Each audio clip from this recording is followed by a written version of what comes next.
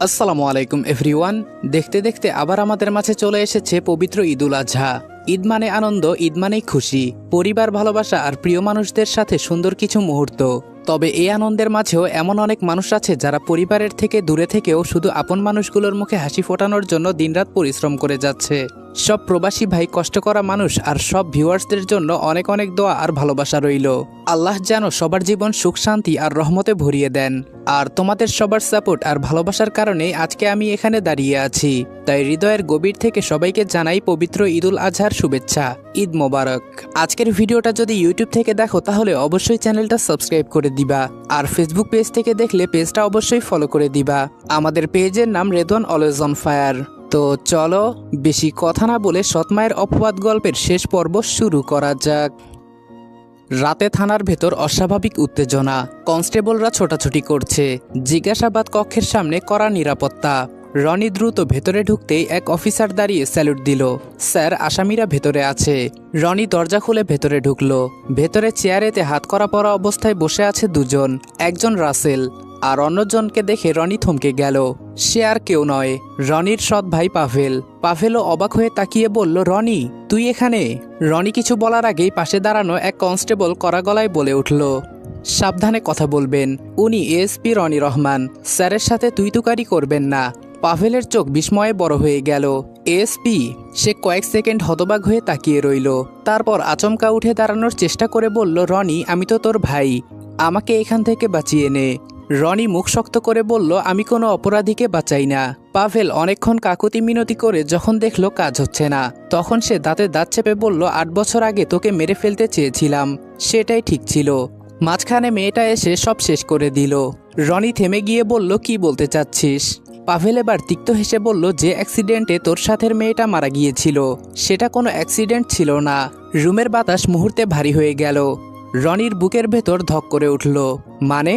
পাভেল ধীরে ধীরে বলল, সেদিন টার্গেট ছিলি তুই, আমি তোকে মারতে চেয়েছিলাম, কিন্তু ওই মেয়ে মাঝখানে পড়ে যায়।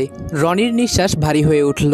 হঠাৎ তার কানে যেন আবার ভেসে উঠল ব্রেক কষার শব্দ, কাঁচ ভাঙার শব্দ আর রক্তাক্ত নীলার কাপা গলা। রনি, তুমি ঠিক আছো তো? রনির হাত মুষ্টিবদ্ধ হয়ে গেল। সে ধীরে ধীরে পাভেলের দিকে তাকালো। পাভেল ঠোঁটের কোণে হালকা হাসি টেনে বলল, অনেকদিন পর সত্যিটা জানলি এসপি সাহেব। পাভেলের কলার শক্ত করে চেপে ধরে আছে রনি, চোখ লাল, নিঃশ্বাস ভারী। রুমের সবাই বুঝতে পারছে এই মুহূর্তে সে শুধু একজন পুলিশ অফিসার না, সে একজন মানুষ যে 8 বছর ধরে নিজের ভেতরে একটা মৃত্যুর বোঝা বয়ে বেরিয়েছে। পাভেল তবুও বিকৃতভাবে হেসে বলল, কি হলো, সত্যিটা সহ্য করতে পারছিস না? রনির হাত আরো শক্ত হয়ে গেল। তুই নীলাকে মেরেছিস। পাভেল দাঁত বের করে বলল, ভুল টার্গেট ছিল, মরার কথা ছিল তোর। পরের মুহূর্তেই রনির ঘুষি গিয়ে পড়ল পাভেলের মুখে। দুইজন অফিসার দ্রুত এগিয়ে এলো। পাভেলের ঠোঁট ফেটে রক্ত বের হচ্ছে। সে হাসতেই থাকলো। পাভেল বলল, এই রাগটা 8 বছর আগে দেখালে ভালো হতো। রনির মাথার ভেতর সবকিছু যেন ঝাপসা হয়ে যাচ্ছে। তার চোখের সামনে শুধু নীলার শেষ মুহূর্তটা ভেসে উঠছে, রক্তে ভেজা হাত, কাপা ঠোঁট আর শেষবারের মতো তার নাম ধরে ডাকা। হঠাৎ রনি পাভেলকে ছেড়ে কয়েক কদম পিছিয়ে গেল। সে 2 হাতে মাথা চেপে ধরল। একজন অফিসার সাবধানে বলল, স্যার, আপনি ঠিক আছেন? রনি চোখ বন্ধ করে নিল। অনেক কষ্টে নিজেকে সামলে নিয়ে ঠান্ডা গলায় বলল, ওদের বিরুদ্ধে অ্যাটেম্প্ট মার্ডার আর নীলার কেস রিওপেন করো, পুরনো সব ফাইল বের করতে হবে। একজন কনস্টেবল বলল, জি স্যার। পাভেল এবার একটু অস্থির হয়ে উঠল। এইসব করে লাভ কি? কোনো প্রমাণ নেই। রনি চোখ তুলে তাকালো। তার চোখের দৃষ্টি এত ঠান্ডা ছিল যে পাভেলের বুক কেঁপে উঠল। রনি বলল, আমি 8টা বছর অপেক্ষা করেছি, আর একটু করব, কিন্তু এবার তোর শাস্তি আমি নিশ্চিত করব। আফরিন পড়াশোনা শেষ করে বেডরুমে এসে দেখে তাদের বিছানায় পা ঝুলিয়ে মাথা নিচু করে বসে আছে রনি। আফরিন অবাক হয়ে ভাবতে থাকে, রনি কখন এসেছে? এসে বসে আছে, ওকে একবার ডাকলো না, নাকি ডেকেছিল? ও এতটাই পড়ার ধ্যানে ছিল শুনতে পায়নি। আফরিন রনির দিকে যেতে যেতে বলল, আপনি কখন এসেছেন? আমাকে ডাকলেন না যে? আফরিন প্রশ্নগুলো করে চুপ করে কিছুক্ষণ দাঁড়িয়েছিল, কিন্তু রনি উত্তর না দিয়ে আগের মতোই বসে আছে। এটা দেখে আফরিন রনির একদম সামনে দাঁড়িয়ে বলে, কি হলো, কথা বলছেন না কেন? কোনো সমস্যা হয়েছে? রনি হঠাৎ করে আফরিনকে হ্যাচকা টানে নিজের কাছে নিয়ে এসে আফরিনের পেটে মুখ গুজে কান্না করে দেয়। আফরিনের পুরো শরীর কেঁপে ওঠে।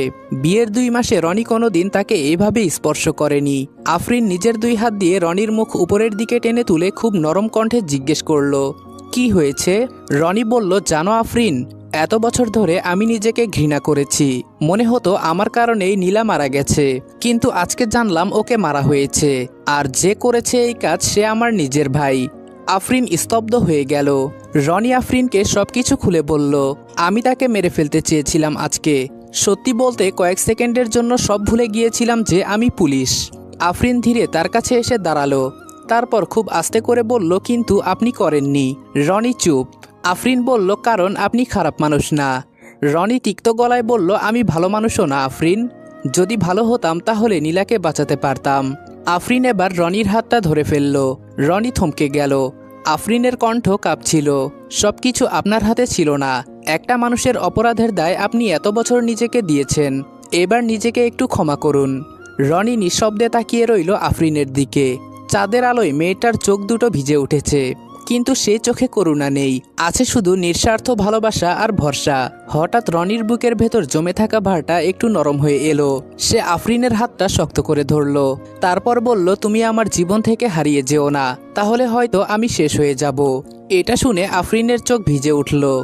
রনি কয়েক সেকেন্ড চুপ থেকে আবার বলল, আর আজকে প্রথমবার মনে হচ্ছে আমি হয়তো সত্যিই নতুন করে বাঁচতে পারবো।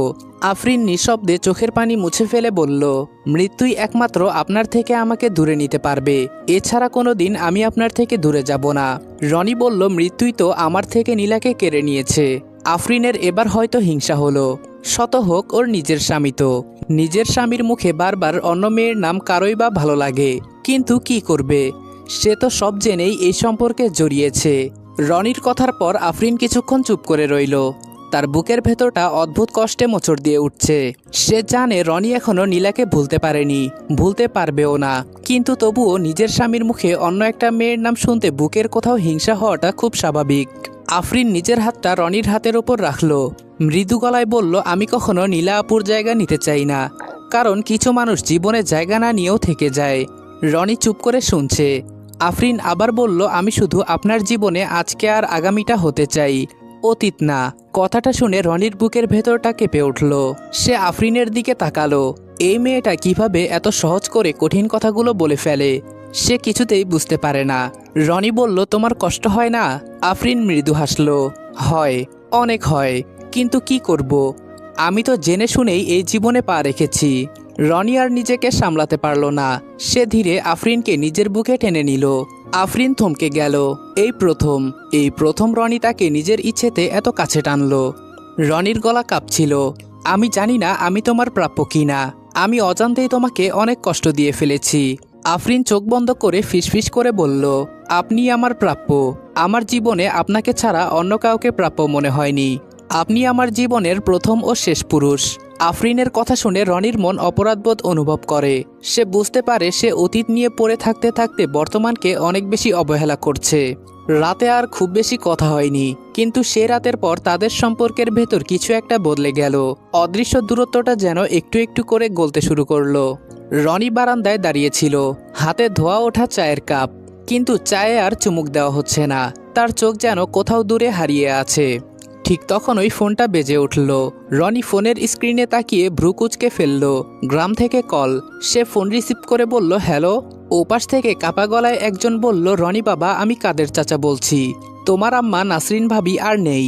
বাবা, তিনি একটু আগে ইন্তেকাল করেছে। মুহূর্তেই রনির শরীর শক্ত হয়ে গেল। হাতের কাপটা ধীরে মেঝেতে পড়ে ভেঙে গেল। চায়ের গরম পানি ছড়িয়ে পড়ল চারপাশে। আফরিন রান্নাঘর থেকে দৌড়ে বেরিয়ে এলো। কি হয়েছে? রনি বলল, আমার সৎমা মারা গেছে। আফরিন আর কিছু বলার আগেই রনি বলল, আমি এখন আমার গ্রামে যাব। তুমি যাবে আমার সাথে? আফরিন মুখে কিছু বলে না, শুধু মাথা ঝাঁকিয়ে সম্মতি দেয়। রনি আবার বলল, তাহলে রেডি হয়ে নাও। গ্রামের রাস্তা দিয়ে গাড়িটা এগিয়ে চলছে। চারপাশে সন্ধ্যার অন্ধকার নেমে এসেছে। দূরের গাছগুলো ঝাপসা লাগছে।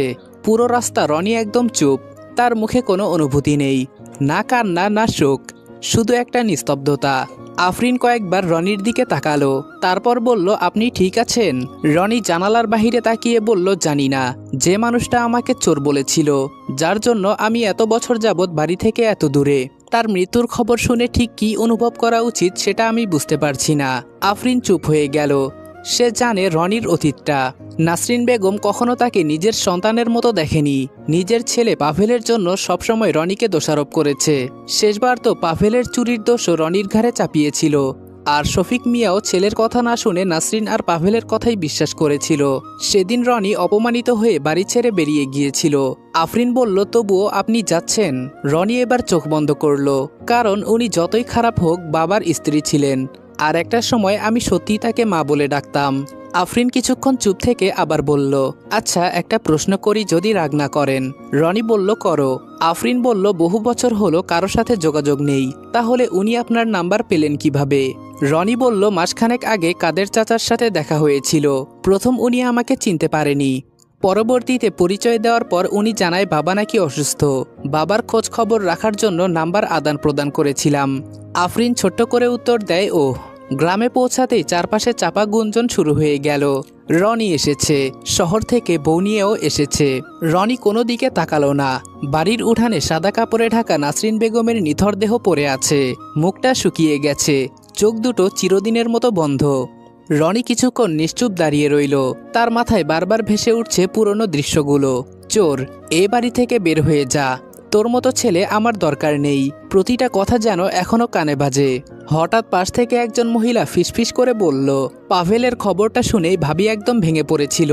নিজের ছেলে সন্ত্রাসী হয়েছে এটা মানতে পারেনি, তারপর স্ট্রোক করলো, আর কোনোভাবেই উঠতে পারল না। রনির চোখে অদ্ভুত একটা দৃষ্টি ফুটে উঠল। পাভেল, যার জন্য এত অন্যায় হয়েছিল, আজকের সেই ছেলেই নাসরিন বেগমের মৃত্যুর কারণ। নিয়তি মানুষকে কত অদ্ভুতভাবে শাস্তি দেয়। দাফনের পুরো সময় রনি চুপচাপ ছিল, না কাঁদলো না কোনো অভিযোগ করলো, শুধু শেষবারের মতো কবরের দিকে তাকিয়ে রইল। তার মনে হচ্ছিল জীবনের একটা কালো অধ্যায় আজকে সত্যি শেষ হয়ে গেল। রাতে বাড়ির ভেতরটা নিস্তব্ধ হয়ে আছে। আফরিন বলল, আপনি আপনার বাবার সাথে কথা বলবেন না? রনি কিছুক্ষণ চুপ থেকে উঠে দাঁড়ালো। আস্তে আস্তে শফিক মিয়ার ঘরের দিকে এগিয়ে গেল। দরজাটা খোলা, ভেতরে শফিক মিয়া বিছানার পাশে বসে আছেন। তার চোখ লাল, কয়েক বছরের মধ্যে মানুষটা যেন হঠাৎ অনেক বুড়িয়ে গেছেন। রনি দরজার সামনে দাঁড়িয়ে রইল। শফিক মিয়া আস্তে করে মুখ তুলে তাকালেন। ছেলেকে দেখে তার ঠোঁট কেঁপে উঠল। অসুস্থ শরীর নিয়ে তিনি বিছানা থেকে উঠতে চাইলেন, কিন্তু পারলেন না।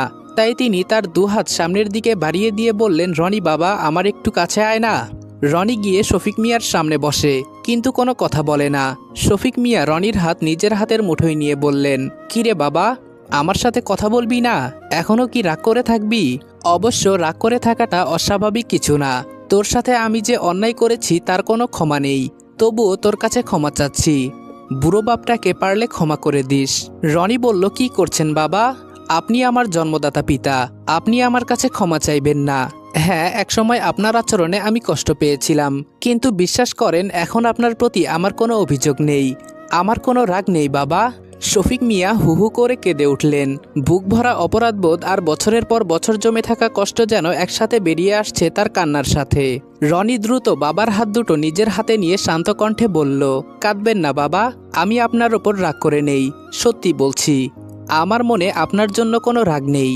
ছেলের মুখে এমন কথা শুনে শফিক মিয়ার কান্না আরও বেড়ে গেল। তিনি বারবার রনির মাথায় হাত বুলিয়ে দিচ্ছেন, যেন হারিয়ে যাওয়া ছেলেকে নতুন করে ফিরে পেয়েছেন। দূরে দরজার পাশে দাঁড়িয়ে নিঃশব্দে পুরো দৃশ্যটা দেখছিল আফরিন। বাবা ছেলের এই আবেগঘন মিলন দেখে ওর চোখও ভিজে উঠেছিল। হঠাৎ শফিক মিয়ার নজর গিয়ে থামল দরজার সামনে দাঁড়িয়ে থাকা মেয়েটার উপর। কপাল কুঁচকে তিনি রনির দিকে তাকিয়ে ধীর কণ্ঠে জিজ্ঞেস করলেন, মেয়েটা কে বাবা? রনি মৃদু হেসে বাবার কাছ থেকে উঠে দাঁড়ালো। তারপর আফরিনের কাছে গিয়ে ওর হাতটা আলতো করে ধরল। আফরিন লজ্জায় মাথা নিচু করে ফেলল। রনি আফরিনকে সঙ্গে নিয়ে শফিক মিয়ার সামনে এসে দাঁড়িয়ে শান্ত অথচ দৃঢ় কণ্ঠে বলল, বাবা, এ হলো আপনার পুত্রবধূ আফরিন। শফিক মিয়া কিছুক্ষণ হতবম্ব হয়ে আফরিনের দিকে তাকিয়ে রইলেন, যেন কথাটা বিশ্বাস করতে পারছেন না। তারপর বললেন, আমার পুত্রবধূ? রনি মাথা নেড়ে বলল, জি বাবা, আমরা 2 মাস আগে বিয়ে করেছি। শফিক মিয়ার চোখ হঠাৎ ভিজে উঠল। তিনি আফরিনের দিকে তাকিয়ে বললেন, মা, একটু কাছে আসো তো। আফরিন এগিয়ে গেল। বুকের ভেতরটা কেমন ধুকধুক করছে তার। শফিক মিয়া কাপা হাতে আফরিনের মাথায় হাত রেখে বললেন, তুমি এতক্ষণ বাহিরে দাঁড়িয়েছিলে কেন মা? আমার ছেলের বউ হয়ে দরজার পাশে দাঁড়িয়ে থাকবে, এটা কিভাবে হয়? আফরিন মৃদু গলায় বলল, আসলে আপনাদের বাবা ছেলের কথা হচ্ছিল, তাই। শফিক মিয়া দীর্ঘশ্বাস ফেললেন। এই বাড়িতে অনেক অন্যায় হয়েছে মা, আমি নিজের চোখে সত্যি দেখেও বুঝতে পারিনি। এখন মনে হয় আল্লাহ আমাকে বাঁচিয়ে রেখেছেন শুধু ভুলগুলো বোঝার জন্য। রনি চুপচাপ দাঁড়িয়েছিল, তার বুকের ভেতরটাও ভারী হয়ে উঠছে। ঠিক তখনই বাইরে থেকে একজন মহিলা বলল, চাচা একটু ভাত মুখে দেন, সারাদিন কিছু খান নাই। শফিক মিয়া ক্লান্ত গলায় বললেন, খেতে ইচ্ছে করছে না। আফরিন হঠাৎ শান্ত গলায় বলল, না খেলে শরীর আরো খারাপ করবে বাবা, একটু হলেও খেতে হবে। বাবা ডাকটা শুনে শফিক মিয়া থমকে গেলেন। কয়েক সেকেন্ড তিনি শুধু আফরিনের মুখের দিকে তাকিয়ে রইলেন, তারপর চোখ মুছে মৃদু হেসে বললেন, অনেক বছর পর কেউ আবার আমাকে এত আপন করে বাবা বলে ডাকলো মা। আফরিন মুচকি হাসলো। আফরিন রান্নাঘরে বসে শফিক মিয়ার জন্য হালকা ভাত আর ডাল গরম করছিল। গ্রামের দু একজন মহিলা অবাক হয়ে ওর দিকে তাকাচ্ছিল। একজন ফিসফিস করে বলল, শহরের মেয়ে হয়েও কেমন শান্তশিষ্ট দেখেছ। আরেকজন বলল, রনির কপাল ভালো, এমন বউ পেয়েছে। আফরিন শুধু ছোট্ট করে হাসলো। খাবার নিয়ে ঘরে ঢুকতেই দেখলো শফিক মিয়া আছড়োয়া হয়ে আছেন, আর রনি পাশে বসে চুপচাপ বাবার হাত ধরে আছে। দৃশ্যটা দেখে আফরিনের বুকটা কেমন নরম হয়ে গেল। সে বলল, বাবা একটু খেয়ে নিন। শফিক মিয়া এবার আর না করলেন না। আফরিন নিজ হাতে তাকে খাবার তুলে দিতে লাগলো। বৃদ্ধ মানুষটা বারবার চোখ মুছছিলেন। হয়তো তিনি ভাবতেও পারেননি জীবনের এই সময়ে এসে ছেলের বউয়ের হাতে এভাবে খাবার খাবেন। হঠাৎ করে তিনি বললেন, মা একটা কথা বলি। আফরিন বলল, জি বাবা। শফিক মিয়া বললেন, আমার রনিটাকে আর কষ্ট দিও না, ছেলেটা জীবনে অনেক কষ্ট পেয়েছে। কথাটা শুনে রনি মাথা নিচু করে ফেলল। আফরিন মৃদু হেসে বলল, আমি চেষ্টা করব বাবা, ওর জীবনের সব কষ্ট ভুলিয়ে দিতে আমি আপ্রাণ চেষ্টা করব। রনি এবার মুখ তুলে আফরিনের দিকে তাকালো। আফরিন রনিকে চোখের ইশারায় কাছে ডেকে নেয়। রনি আফরিনের কাছে গিয়ে বলে, কিছু বলবা? আফরিন বলল, বাবা তো অনেক অসুস্থ, তাকে এখানে একা না রেখে আমাদের সাথে বাসায় নিয়ে যাই। এখন থেকে বাবা আমাদের সাথে ঢাকায় থাকবে। রনি আফরিনের দিকে অবাক হয়ে তাকিয়ে থাকে আর ভাবে, এই মেয়েকে কি মাটি দিয়ে তৈরি করা হয়েছে, এত সহজে সবাইকে আপন করে নেয় কিভাবে। রনি জবাব দিল, ঠিক আছে। এই ঘটনার কয়েকদিন পর আফরিন ঘুম থেকে উঠে অবাক হয়ে গেল। রনি এখনো বাসায়। সে চোখ কচলাতে কচলাতে বলল, আপনি অফিসে যাননি? রনি ডাইনিং টেবিলে বসে চা খাচ্ছিল। রনি বলল, আজকে একটু পরে যাব। আফরিন অবাক হয়ে বলল, শরীর খারাপ নাকি? রনি মুচকি হেসে বলল, না, আজকে আমার বউকে নিয়ে নাস্তা করতে ইচ্ছে করছে। আফরিন কয়েক সেকেন্ড হতবম্ব হয়ে তাকিয়ে রইল। তার মুখ লজ্জায় লাল হয়ে গেছে। আপনি আজকাল অনেক বদলে গেছেন। রনি ভ্রু উঁচু করে বলল, খারাপের দিকে? আফরিন নিচু গলায় বলল, না, অনেক সুন্দর হয়ে গেছেন। রনি কিছুক্ষণ তাকিয়ে বলল, তুমি বুঝি আমাকে ফ্লার্ট করা শিখে গেছ? আফরিন একটা চায়ের কাপ হাতে বলল, আমি চাটা বাবাকে দিয়ে আসি। এটা বলে আফরিন লজ্জায় রান্নাঘরের দিকে পালিয়ে গেল। রনি সেদিকে তাকিয়ে হাসল। রাতে রনি বাসায় ফিরতে দেখলো পুরো বাড়ি অন্ধকার। সে ভেতরে ঢুকতেই রান্নাঘর থেকে ভেসে এলো আফরিনের গলা, হাত মুখ ধুয়ে আসুন, আমি খাবার দিচ্ছি। এই ছোট ছোট জিনিসগুলোই এখন তার কাছে বাড়ি মনে হয়। সে ওয়াশরুমে যাওয়ার আগে শফিক মিয়ার রুমে ঘুরে আসলো। দেখতে পেল সে খুব শান্তিতে ঘুমিয়ে আছে। ওয়াশরুম থেকে ফিরে এসে দেখলো টেবিলে তার পছন্দের খিচুড়ি আর গরুর মাংস। রনি অবাক হয়ে বলল, আজকে এগুলো বানিয়েছো? আফরিন ছোট্ট করে উত্তর দিল, হুম। রনি কিছুক্ষণ চুপচাপ আফরিনের দিকে তাকিয়ে রইল। তারপর বলল, তুমি কি আমার মনের কথা পড়তে পারো? আফরিন ভ্রুকুচকে বলল, মানে? রনি প্লেটের দিকে তাকিয়ে মৃদু হেসে বলল, সারাদিন অফিসে বসে শুধু খিচুড়ির কথাই মনে হচ্ছিল, আর বাসায় এসে দেখি সেটাই রান্না করা। আফরিন ঠোঁট কামড়ে হাসি চেপে বলল, এটাকে বলে টেলিপ্যাথি। এটা শুনে রনিও হেসে ফেলল। অনেকদিন পর এমন নির্ভার হাসি হাসছে সে। খেতে খেতে হঠাৎ রনি বলল, বাবা আজকে তোমার অনেক প্রশংসা করছিল। আফরিন অবাক হয়ে বলল, কি বলেছিলেন? আফরিন অবাক হয়ে বলল, কি বলছিলেন?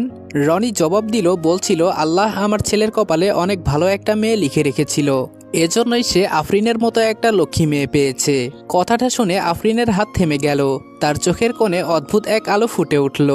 আফরিন বলল, আমি শুধু চাই উনি আমাদের সাথে ভালো থাকুক, জীবনের শেষ সময়টাতে যেন আর একা একা না লাগে। রনি কিছুক্ষণ চুপ করে রইল। তারপর বলল, তুমি জানো ছোটবেলায় আমি অসুস্থ হলে মা সারা রাত মাথার পাশে বসে থাকতো। মা মারা যাওয়ার পর আমি ভাবতাম এই পৃথিবীতে আর কেউ কোনোদিন আমাকে নিঃস্বার্থভাবে ভালোবাসবে না। আফরিন চুপচাপ শুনছিল। রনি চোখ তুলে ওর দিকে তাকালো। তারপর বলল, কিন্তু তুমি আমার সেই ভুলটা ভেঙে দিয়েছ আফরিন। আফরিন বলল, আমি তো শুধু আপনাকে ভালোবাসি। রনি কয়েক সেকেন্ড ওর দিকে তাকিয়ে থাকলো, তারপর নিজের হাতটা বাড়িয়ে দিল। আফরিন অবাক হয়ে তাকিয়ে বলল, কি? রনি বলল, হাতটা ধরো। আফরিন নিজের হাতটা রনির হাতে রাখতেই রনি আলতো করে চেপে ধরে বলল, অনেক অনেক ধন্যবাদ। আফরিন জিজ্ঞেস করলো কিসের জন্য। রনি মৃদু হেসে বলল আমার ভাঙা জীবনটাকে এত সুন্দর করে জোড়া লাগানোর জন্য। আফরিনের চোখ ভিজে উঠল। সে কিছু বলার আগেই হঠাৎ শফিক মিয়ার রুম থেকে কাশির শব্দ ভেসে এলো। দুজনেই দ্রুত উঠে গেল। ঘরে ঢুকতেই দেখলো শফিক মিয়া বিছানায় উঠে বসার চেষ্টা করছেন। শ্বাসটা কেমন ভারী লাগছে। রনি দ্রুত বাবাকে ধরে বলল কি হয়েছে বাবা, শরীর খারাপ লাগছে? শফিক মিয়া বললেন না বাবা, পানি খাবো। আফরিন তাড়াতাড়ি গ্লাসে পানি এনে দিল। শফিক মিয়া পানি খেয়ে কিছুটা শান্ত হলেন। তারপর দুজনের দিকে তাকিয়ে মৃদু হাসলেন। তোদের দুজনকে একসাথে দেখলে আমার বুকটা শান্ত হয়ে যায়। মনে হয় এখন মরলেও আফসোস থাকবে না। আফরিন বলল বাবা এভাবে বলবেন না। শফিক মিয়া দুর্বল হেসে বললেন বয়স হয়েছে মা, মৃত্যুর কথা তো মাথায় আসবেই। তবে একটা শান্তি আছে, আমার রনিটা আর একা না। রনি মাথা নিচু করে বাবার হাত ধরল। শফিক মিয়া বললেন জানিস রনি, মানুষ ভুল করতেই পারে, কিন্তু সবথেকে বড় কথা হলো সময় থাকতে নিজের ভুল বুঝতে পারা। আমি অনেক দেরিতে বুঝেছি বাবা। রনি বলল সব ঠিক হয়ে গেছে বাবা, পুরনো কথা আর মনে করতে হবে না। শফিক মিয়ার চোখ ভিজে উঠল। আফরিন পরিবেশটা হালকা করতে বলল ঠিক আছে, এখন সবাই ঘুমাও। আর কাল থেকে কিন্তু বাবার নিয়মিত ঔষধ আর হাঁটাহাঁটি শুরু, কোনো ফাঁকি দেওয়া যাবে না। শফিক মিয়া ছোট বাচ্চাদের মতো বললেন আচ্ছা মা। রনি মুচকি হেসে আফরিনের দিকে তাকালো। এই মেয়েটা অদ্ভুতভাবে ভাঙ্গা একটা পরিবারকে আবার জোড়া লাগিয়ে দিচ্ছে। এভাবে কেটে গেল আরো 1 মাস। এই 1 মাসে অনেক কিছু বদলে গেছে। পাভেলার রাসেলের মামলার রায় হয়ে গেছে। সন্ত্রাসী কার্যকলাপ, অস্ত্র আর চাঁদাবাজির অভিযোগে দুজনেরই দীর্ঘ কারাদণ্ড হয়েছে। খবরটা শুনে শফিক মিয়া অনেকক্ষণ চুপ ছিলেন। তারপর একটা দীর্ঘশ্বাস ফেলে বললেন ভুল পথে গেলে শেষটা এমনই হয়। তবে এখন তিনি আগের চেয়ে অনেকটাই সুস্থ। নিয়মিত ঔষধ, হাঁটাহাঁটি আর আফরিনের যত্নে মানুষটার মুখে আবার প্রাণ ফিরেছে। সকাল বিকাল বারান্দায় বসে খবরের কাগজ পড়েন, মাঝে মাঝে রনির সাথে চা খান। আর রনি, সে এখন আগের মতো নীরব নেই। তার জীবনের অন্ধকারগুলো ধীরে ধীরে আলো পেতে শুরু করেছে। রাত প্রায় 11:30। বাহিরে হালকা বৃষ্টি হচ্ছে। জানালার কাছে টুপটাপ শব্দ পড়ছে। পুরো ঘরে নরম অন্ধকার, শুধু বেডসাইড ল্যাম্পের মৃদু আলো জ্বলছে। আফরিন বিছানার একপাশে শুয়ে ফোনে কিছু দেখছিল। রনি পাশ ফিরে ওর দিকে তাকিয়ে আছে। অনেকক্ষণ ধরেই তাকিয়ে আছে। আফরিন টের পেয়ে ভ্রুকুচকে বলল এভাবে তাকিয়ে আছেন কেন? রনি বলল তোমাকে দেখছি। আফরিন লজ্জা পেয়ে ফোনটা নামিয়ে বলল আমি কি নতুন কিছু নাকি? প্রতিদিনই তো দেখেন। রনি আস্তে করে একটু কাছে চলে আসলো। শান্ত গলায় বলল প্রতিদিন দেখি বলেই মনে হয় তোমাকে এখনো ঠিকমতো দেখা শেষ হয়নি। কথাটা শুনে আফরিনের বুকের ভেতরটা ধক করে উঠল। সে চোখ নামিয়ে ছোট গলায় বলল আজকাল আপনি খুব কথা বলেন। রনি প্রশ্ন করে বলল খারাপ লাগে? আফরিন মাথা নেড়ে বলল না, অনেক ভালো লাগে। কিছুক্ষণ দুজনেই চুপ। বাহিরে বৃষ্টির শব্দটা আরো স্পষ্ট শোনা যাচ্ছে। হঠাৎ করে রনি বলে উঠল আফরিন একটা কথা বলবো? আফরিন বলল বলুন। রনি কয়েক সেকেন্ড চুপ করে রইল, যেন কথাগুলো গুছিয়ে নিচ্ছে। তারপর বলল আমি সবসময় ভাবতাম আমার জীবনে ভালোবাসা জিনিসটা শেষ হয়ে গেছে। নীলার সাথে সব শেষ হয়ে গেছে। আফরিন নিঃশব্দে শুনছিল। রনি নিচু গলায় আবার বলল তোমাকে বিয়ে করার পরও আমি শুধু দায়িত্ব পালন করেছি। তোমাকে কখনো মন থেকে নিজের কাছে আসতে দেইনি। আমি ভেবেছিলাম আমি আবার কাউকে ভালোবাসতে পারবো না। আফরিনের চোখ ভিজে উঠল, কিন্তু সে কিছু বলল না। রনি ওর হাতটা নিজের হাতে নিল, আঙ্গুলগুলো আলতো করে জড়িয়ে ধরে বলল কিন্তু তুমি খুব নিঃশব্দে আমার জীবনে ঢুকে গেছো আফরিন। আফরিন এবার চোখ তুলে তাকালো। রনির চোখে আজকে অদ্ভুত এক কোমলতা। সে খুব শান্ত স্বরে বলল আমি জানি না ঠিক কবে থেকে, কিন্তু এখন অফিসে থাকলেও তোমার কথা মনে পড়ে। বাসায় ফিরতে ইচ্ছে করে, তোমার সাথে কথা বলতে ইচ্ছে করে। তোমাকে না দেখলে অস্থির লাগে। রনি আরো একটু কাছে এসে ফিসফিস করে বলল আমি তোমাকে ভালোবেসে ফেলেছি আফরিন। আমি দ্বিতীয়বার প্রেমে পড়েছি। মুহূর্তেই আফরিনের চোখ বেয়ে পানি গড়িয়ে পড়ছে। সে কোনোভাবেই বিশ্বাসই করতে পারছে না যে কথাটা শোনার জন্য এতদিন ধরে অপেক্ষা করছে, আজকে সেই কথাই রনি নিজ থেকে বলছে। রনি একটু ঘাবড়ে গিয়ে বলল এই কান্না করছো কেন? আমি কি ভুল বলেছি? আফরিন হঠাৎ কান্না করতে করতেই হেসে ফেলল। তারপর রনির বুকে মুখ লুকিয়ে বলল না, আমি আজকে খুব খুশি। রনি আলতো করে ওকে জড়িয়ে ধরল। তারপর রনি আফরিনের গালে একটা চুমু খেয়ে বলল ধন্যবাদ তোমাকে আমার জীবনে আসার জন্য। তারপর আরেক গালে চুমু খেয়ে বলল ধন্যবাদ আমাকে ভালোবাসার জন্য। তারপর কপালে চুমু খেয়ে বলল ধন্যবাদ আমার জীবনটাকে এত সুন্দর করে গুছিয়ে দেওয়ার জন্য।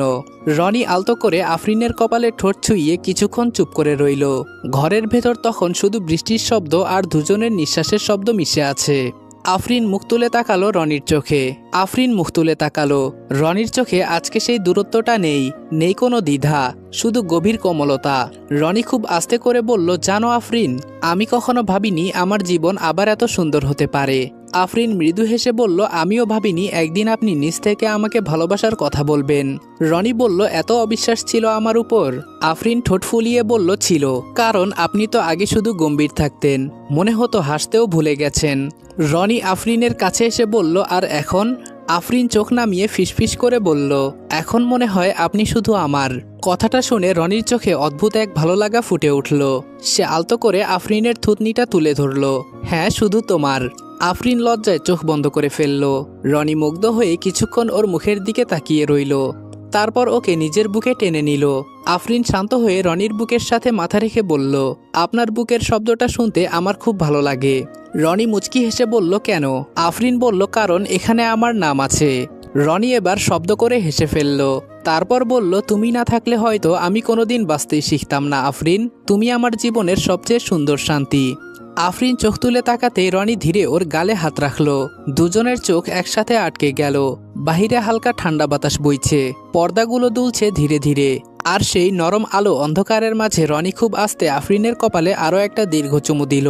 আফরিনের চোখ ভিজে উঠল আবারও, তবে এবার সে কাঁদল না, শুধু মুচকি হেসে বলল, আই লাভ ইউ। রনি কানের কাছে মুখ এনে ফিসফিস করে বলল, লাভ ইউ টু বউ, অনেক বেশি। তারপর দুজন একে অপরকে জড়িয়ে রইল দীর্ঘ সময়। বাহিরে বৃষ্টি থেমে গেছে, কিন্তু তাদের জীবনে ভালোবাসার নতুন ঋতুটা তখনই শুরু হলো। আসসালামু আলাইকুম এভরিওয়ান, সৎমায়ের অপবাদ গল্প এখানে শেষ করলাম। গল্পটা তোমাদের কাছে কেমন লেগেছে অবশ্যই কমেন্ট করে তোমাদের মতামত জানাবা। আর ভিডিওটা ভালো লাগলে উড়াধুরা লাইক, কমেন্ট এবং শেয়ার করে দিবা। আর যদি চ্যানেলে নতুন হয়ে থাকো তাহলে অবশ্যই চ্যানেলটা সাবস্ক্রাইব করে দিবা। তো দেখা হচ্ছে তোমাদের সাথে নেক্সট গল্পে। ততক্ষণ ভালো থাকবা, সুস্থ থাকবা। আল্লাহ হাফেজ।